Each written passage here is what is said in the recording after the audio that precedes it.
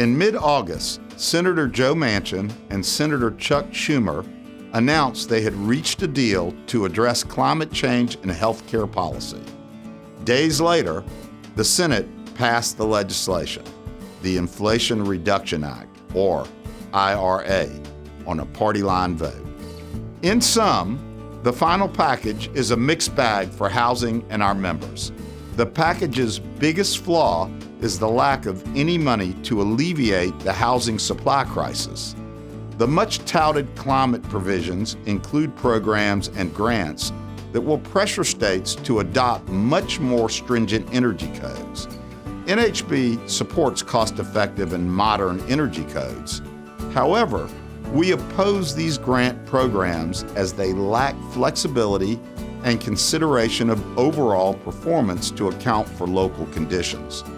The final deal also includes funding for forestry measures, including fuels reductions and vegetation management.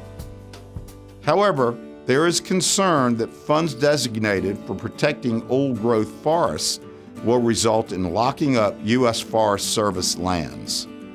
Considering the lumber price crisis of the past few years, this is not the direction we should be moving in. NAHB worked hard to fix our biggest concerns with the legislation. We spoke with the key players and our allies to attempt to fix some of the glaring issues. We were successful in avoiding some of the Democrats' tax plans, a meaningful win for real estate and our multifamily members. Unfortunately, we were unable to strike or fix the grant program that incentivized the adoption of the 2021 IECC and net zero codes.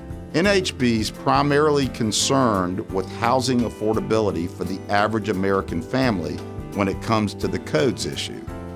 For perspective, the typical home price of a new home in the U.S. is $354,649. 25% of the cost of building a new home is for permits, codes, and regulatory compliance. This percentage is even higher for multifamily at 40%. For a single-family home, that's over $88,000 in regulations. We are for smart, reasonable codes and regulations that keep homes safe and affordable for American families.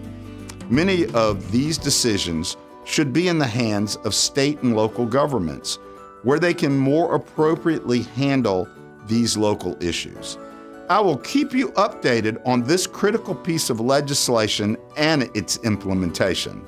Until next time, this is NAHB's Chairman Jerry Konter, and thank you.